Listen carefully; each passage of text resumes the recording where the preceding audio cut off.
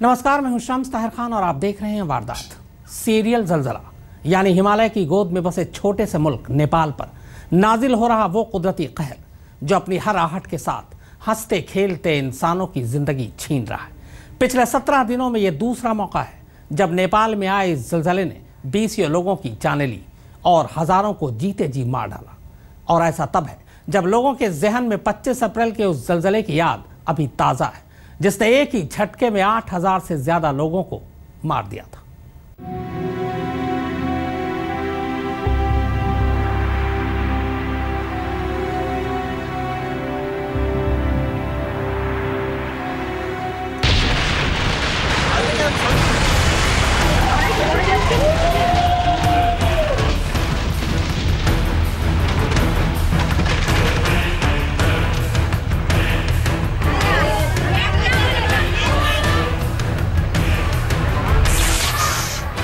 नेपाल में आए सदी के दूसरे सबसे भयानक भूकंप को अभी महज 16 दिनों का वक्त ही गुजरा था कि अचानक नेपाल से लेकर भारत और आसपास के तमाम इलाकों में आए ज़लज़ले ने एक बार फिर लोगों के पैरों तले जमीन खिसका दी।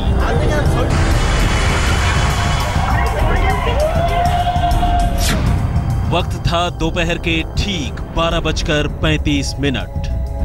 अचानक ही धरती के नीचे हलचल हुई और देखते ही देखते नेपाल, भारत, चीन, बांग्लादेश, पाकिस्तान और अफगानिस्तान समेत हिमालय के आसपास एक बड़े इलाके में भूकंप के झटके महसूस किए जाने लगे। और चूंकि अभी लोगों के जहन में 25 अप्रैल को आए उस भयानक भूकंप की याद ताजा थी, इस भूकंप ने लोगों को सकते में ला दिया। फिर क्या था, जिसे जहां जगह मिली वो वहीं भूकंप से बचने की कोशिश करने लगा।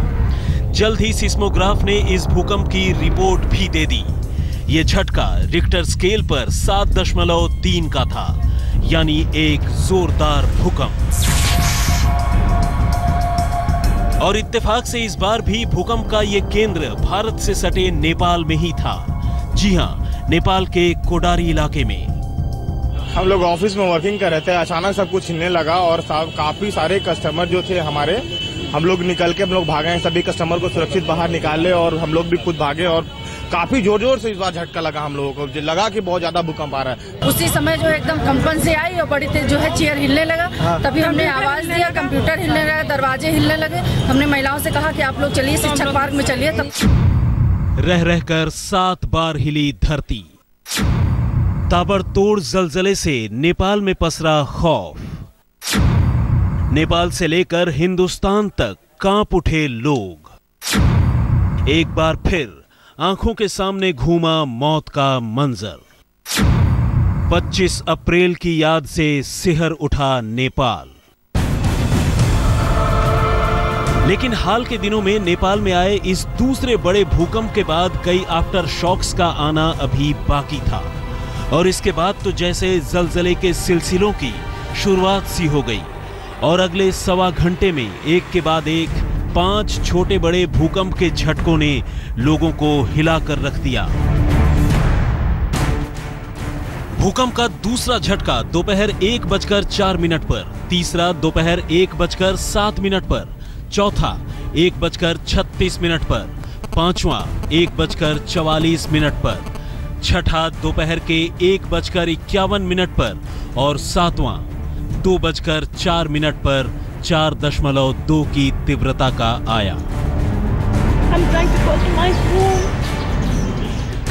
लेकिन जमीन के नीचे तकरीबन 19 किलोमीटर दूर आए इस सबसे पहले और सबसे तेज ज़लज़ले का असर कुछ ऐसा था कि देखते ही देखते नेपाल से एक बार फिर ज़लज़ले और तबाही से जुड़ी खबरें आने लगी। नेपाल में इस भूकंप के साथ ही 3 बड़े भूस्खलन हुए, जबकि कोडारी, चौतारा और सिंधुपाल इलाके में कई इमारतें जमींदोज हो गई। कई की मौत हो गई, वहीं बहुत से लोग जख्मी हो गए।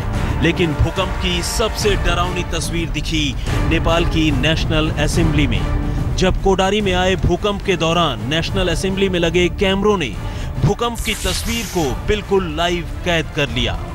नेपाल की असेंबली में तब संबोधन जारी था, लेकिन अचानक भूकंप से सब कुछ पूरी तरह हिलने लगा।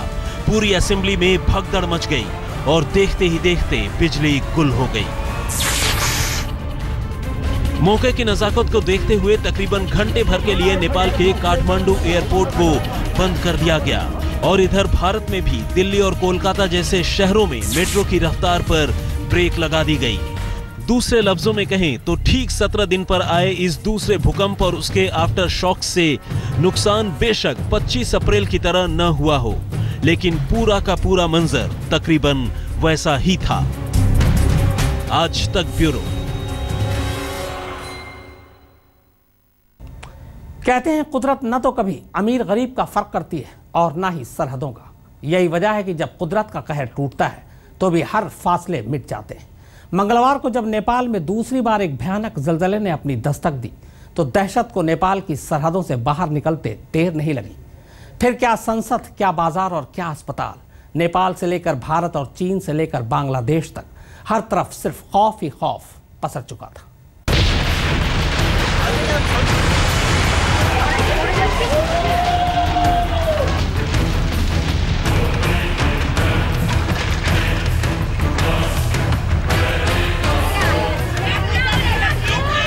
कहीं पूरी असेंबली कांपने लगी,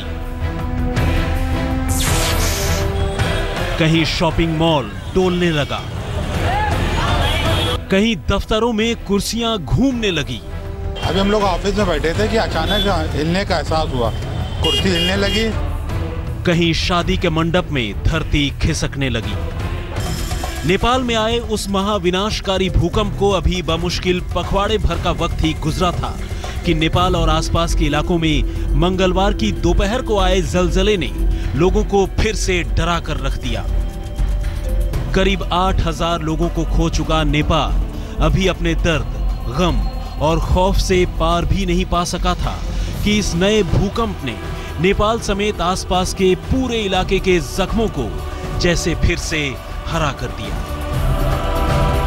मंगलवार की दोपहर को ठीक 12:35 पर भूकंप के पहले झटके के साथ ही पूरे नेपाल में भगदड़ जैसी हालत पैदा हो गई।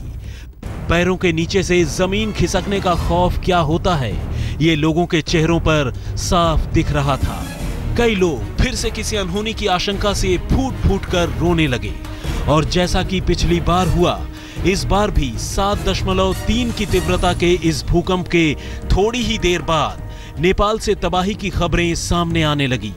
लेकिन तबाही सिर्फ नेपाल में ही नहीं हुई थी, बल्कि नेपाल के साथ साथ भारत के बिहार, उत्तर प्रदेश, पश्चिम बंगाल जैसे राज्यों में भी भूकंप अपनी बर्बादी के निशान छोड़ गया था। नेपाल के अलग अलग इलाकों में इमारतों के गिरने और मलबों में फंसने से तकरीबन 1000 से ज्यादा लोग जख्मी हो गए हैं। इस भूकंप में नेपाल के कोडारी, सिंधुपाल, गोरखा और दोलखा जैसे इलाके सबसे ज्यादा प्रभावित हुए हैं। सूत्रों की माने तो दोलखा इलाके में तकरीबन 90% यानी करीब 400 मकान इस भूकंप की वजह से धराशायी हो गए हैं। 25 अप्रैल को आए भूकंप ने नेपाल के कई खूबसूरत ठिकानों की शक्ल सूरत पहले ही बिगाड़ कर रख दी थी और अब इस दूसरे बड़े भूकंप ने रही सही कोर कसर भी पूरी कर दी। जो इमारतें पिछले भूकंप के झटकों से कमजोर होने के बावजूद टिकी हुई थी, वैसी कई इमारतों को इस भूकंप ने मटिया मेट कर दिया। नेपाल के पीएम के दफ्तर से लेकर खास घंटा घर तक में दरार आ गई। इस दूसरे बड़े भूकंप के केंद्र रहे कोडारी का एक बड़ा इलाका तो जैसे मलबे के ढेर में ही तब्दील हो गया। न तो कुदरत के इस कहर ने सरहदों का कोई फर्क किया और न ही इंसानों का। नेपाल से लेकर हिंदुस्तान तक में इस भूकंप को लेकर सरकारी स्तर पर निपटने की तैयारियां शुरू हो गई, लेकिन कुदरत के आगे बेबस इंसान अपने जख्मों पर सिर्फ मरहम ही रख सकता था, क्योंकि उसने चाहे लाख तरक्की कर ली हो, धरती के नीचे होने वाली इन हलचलों का पहले ही पता लगा लेने का वो कोई तरीका अभी सीख नहीं सका है। आज तक ब्यूरो। आखिर क्यों रह रहकर कांप उठती है धरती? इस सवाल के जवाब तो कई हो सकते हैं। कोई इसे आबादी से जोड़ सकता है तो कोई पाप और पुण्य से, लेकिन हकीकत यही है कि अपनी जमीन के नीचे का ढांचा ही कुछ ऐसा है कि जब उसमें कोई हलचल होती है तो ऊपर की दुनिया हिलती है, और यह सब कुछ कम रहस्यमय नहीं है।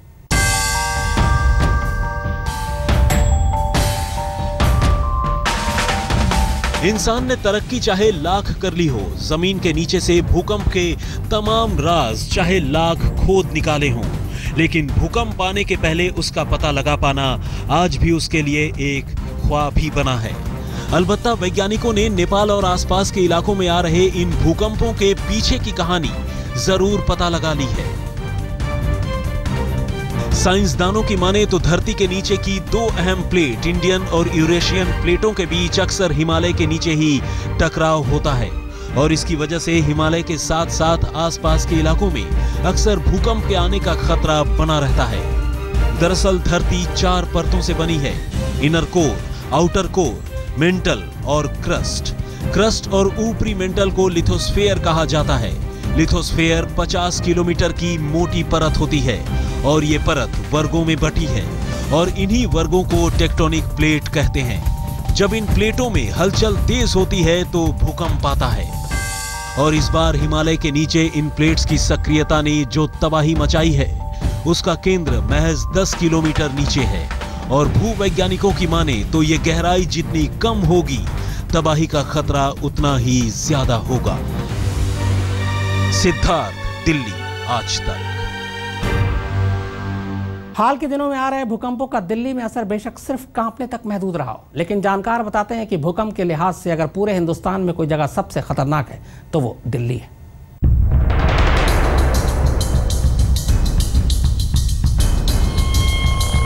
हिमालय और उसके आसपास आने वाले हर जलजले से कोई सबसे ज्यादा परेशान होता है तो वो दिल्ली है। उत्तरी भारत में आने वाले हर जलजले से कोई सबसे ज्यादा कांपता है तो वो दिल्ली है। और इस सीरियल जलजले से किसी को सबसे ज्यादा खतरा है तो वो भी दिल्ली है। गरज ये कि देश की राजधानी दिल्ली चारों ओर फॉल्ट लाइन से घिरी है और इनमें से किसी भी फॉल्ट लाइन पर होने वाली कोई बड़ी हलचल दिल्ली को तबाह कर सकती है। इनमें सबसे बड़ी फॉल्ट लाइन दिल्ली सरगोदा है जो पाकिस्तान तक जाती है। दूसरी फॉल्ट लाइन दिल्ली देहरादून है जो इसे हिमालय से जोड़ती है। तीसरी फॉल्ट लाइन रोहतक फरीदाबाद और चौथी fault line Delhi Agra fault line है। इस तबाही का अंदाजा लगाना एक इतनी भयावह ये अंदाजा है कि वो अंदाजा लगाने में डर लगता है, लेकिन तबाही तो काफ़ी होगी।